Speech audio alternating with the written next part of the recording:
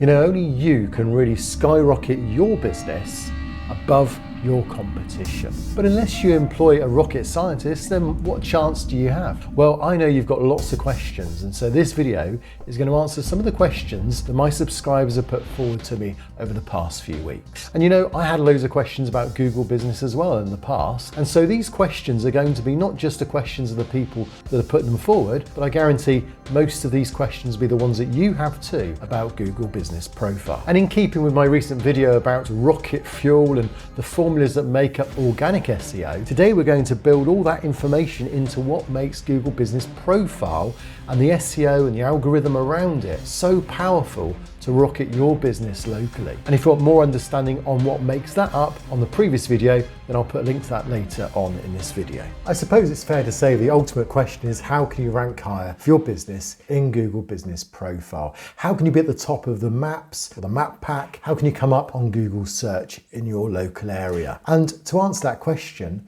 that video that spoke about the 4 elements that make up SEO in general, which just to recap on was keyword research, user behavior, quality content, and link building. Those elements are also found in Google Business Profile.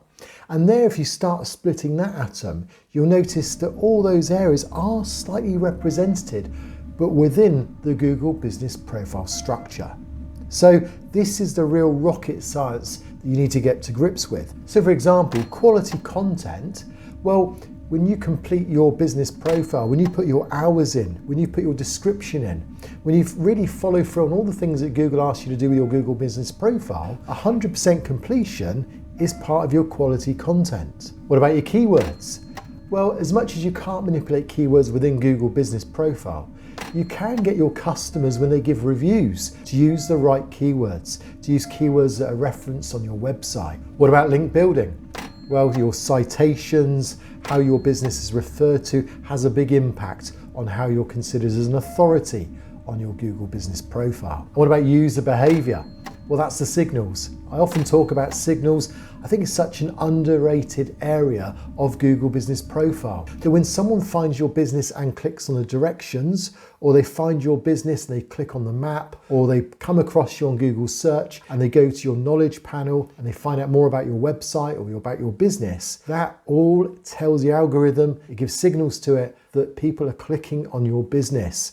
The more your business is clicked on, the higher it gets up, the higher it ranks. So that's kind of a quick answer to that big question, but there's so many other questions as well you've been asking, and that's what we're going to just cover some of those questions in this video too. Questions like, how can you have multiple keywords within your Google business? How can you optimize for that? Or what happens if you've got more than one phone number? Should you use both, or will that cause problems? What do you do if your traffic suddenly drops on Google Business? And should you get someone to manage your Google Business Profile for you rather than manage it yourself if you're too busy managing your real world business, your bricks and mortar? Now, these are all questions going to be answered in the next few minutes. So here's the first one from Roman. He says, after optimizing my Google Business account, I started seeing a drop in activity after about 3 months. How can I get back to the green in Google Business Profile Insights? It's a bit of a detective work needed, because you need to find out what actually has caused the drop. And sometimes it's nothing that you've done wrong. Sometimes it can be external factors, it could be the competition. It may even be a change to the algorithm from a recent update. Google updates the algorithm constantly, and even just small changes can make a massive difference to certain businesses at certain times. I'd also try and view a video that explains how the algorithm actually works, which I did one recently. It explains exactly how Google is ranking businesses at the moment. So I'll put a link above for you to look at that afterwards. But also, why not analyze to see what your competitors are doing differently? So when you do a search, if you're not ranking as high as you were, look at the ones above you and see what have they done recently in the last few months as well. And if it's been that they've put offers out, their posts, they've been getting better reviews or more consistent reviews, that may be the difference between you and them. I would also use Surfer Local, which again, I'll put a link down below if you want to run the free trial on that.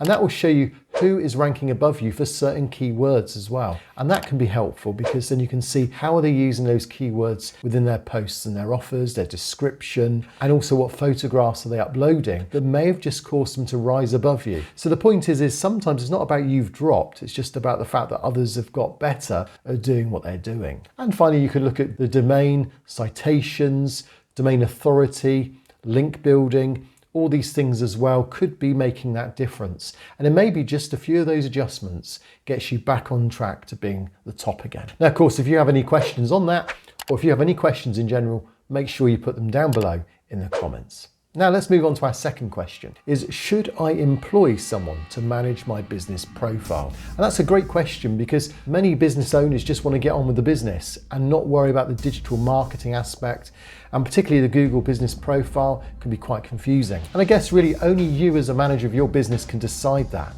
So what factors will you need to take into account?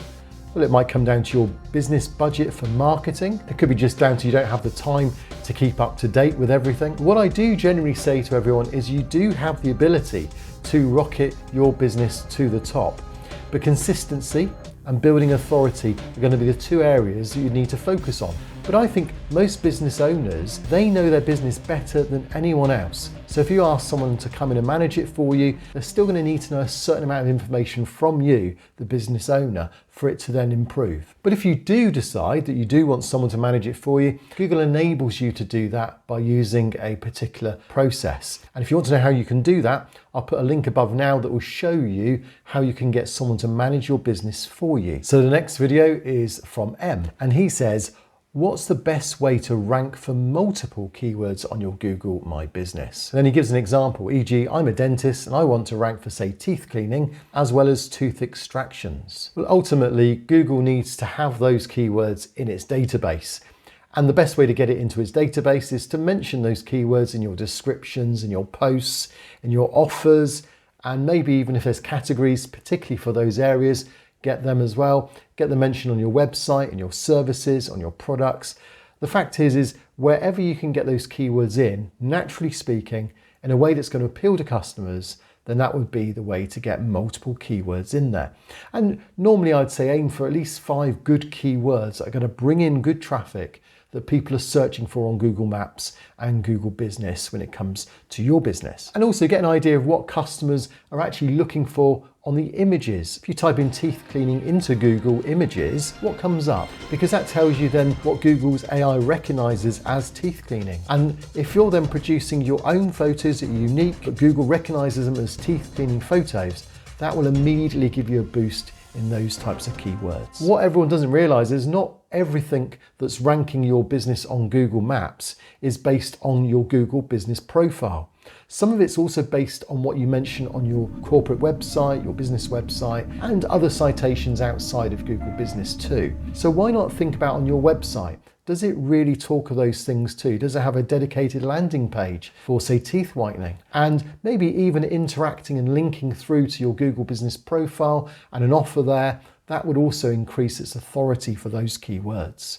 And I would use something like Yoast if you've got WordPress as a great way to optimize that landing page for your keywords. Now, if this video has given you value, then make sure you give it a little thumbs up because that will then alert others in Google and in YouTube that this video is helpful. Now, the fourth question comes from Jaspreet, and he says, can we use the same phone number in 2 Google business profiles? We have a service business and we provide service in a large area, but having the same profile ranked in those areas is quite challenging. It'd be a lot better if we can just open a new profile in that area and get that ranked. Is it against Google to have the same phone number on multiple Google business profiles? Google profile with a different business name, but the same phone number and the location is around 3 or 4 kilometers away. So this obviously has an issue when it comes to duplicating the business. And if Google sees 2 businesses or thinks there's 2 businesses the same, then it can sometimes delete both. It certainly would get rid of one or suspend one. So it's all down to whether Google would view both those listings as independent of each other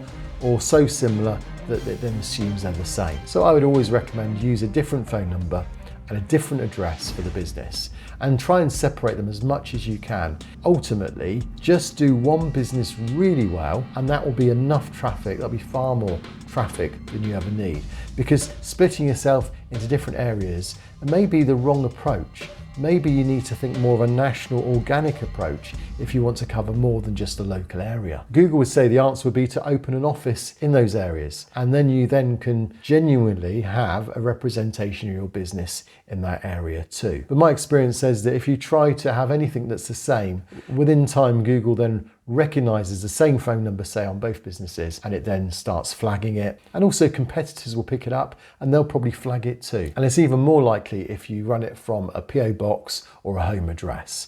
So it's a tricky one, but Google will probably view it as a duplicate listing. Now, earlier in the video, I mentioned that there was a way of splitting up general SEO. So this is more organic SEO too. This will enhance your local business. This will give you even more power, more authority for your Google business profile. And it's using those 4 elements I mentioned earlier in the video. And that video, you need to watch it because it'll explain what those 4 elements are and how you can apply them to your business website today. So I'll meet you on that video now.